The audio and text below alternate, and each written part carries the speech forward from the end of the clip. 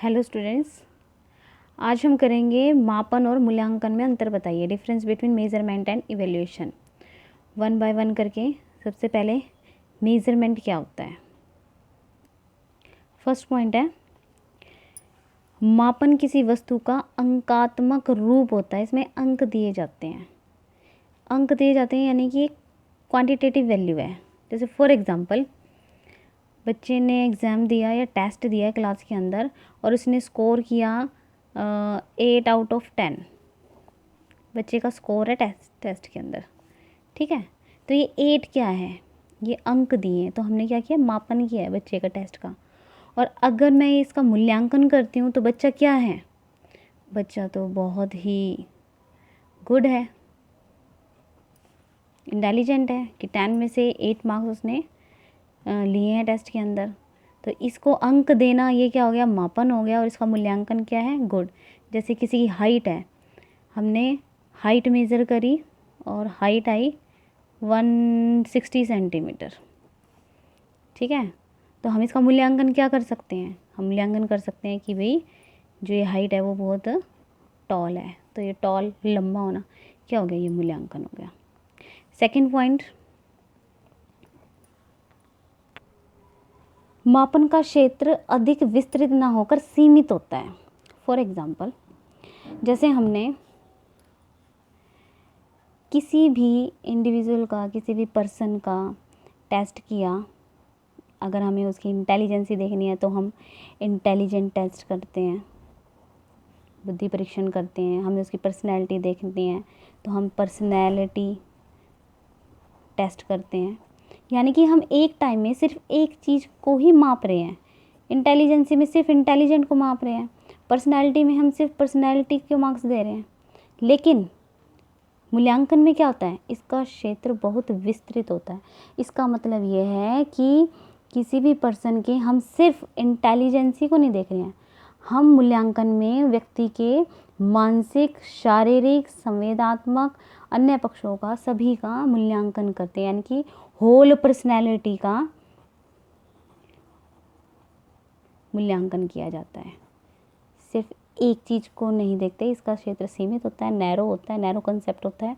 और इसका कंसेप्ट बहुत ही वाइड होता है। नेक्स्ट पॉइंट है, मापन मूल्यांकन का एक अंग है।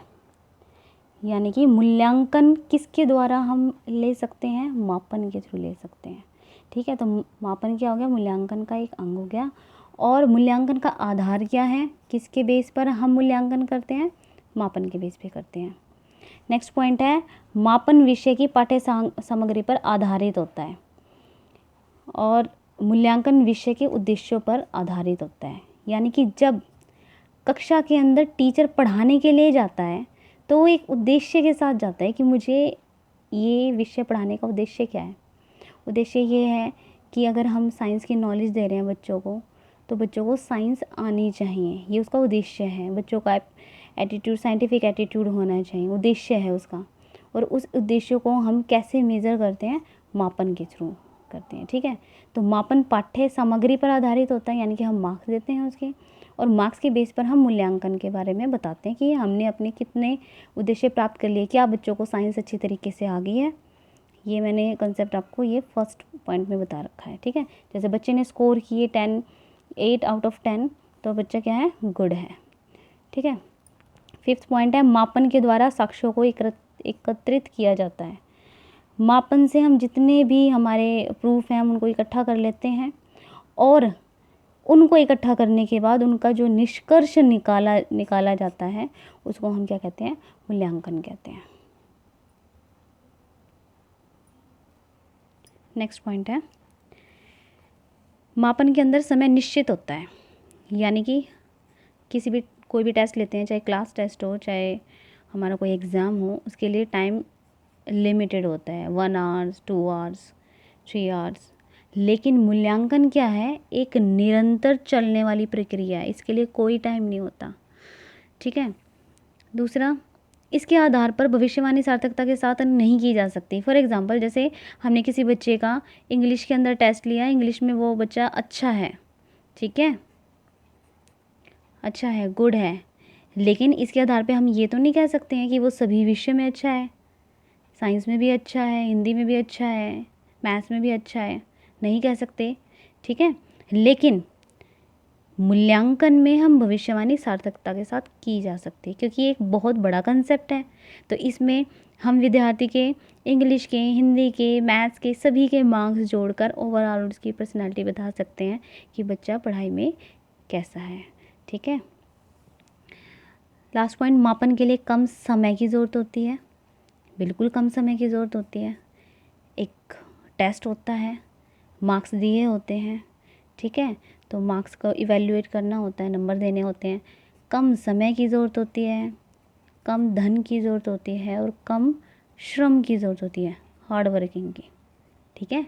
एक सब्जेक्ट का काम है तो जल्दी हो जाएगा, लेकिन मूल्यांकन क्या है, ये एक बहुत ब्रॉड कंसेप्ट है, ठीक है।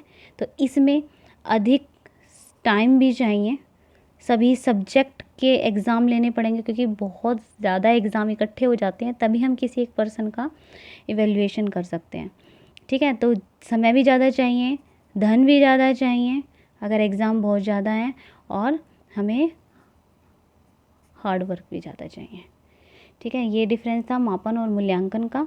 इसको आप अच्छी तरीके से कर लेना। अगर आपको कुछ समझ में ना आए तो आप मुझे मैसेज कर सकते हो। Thank you.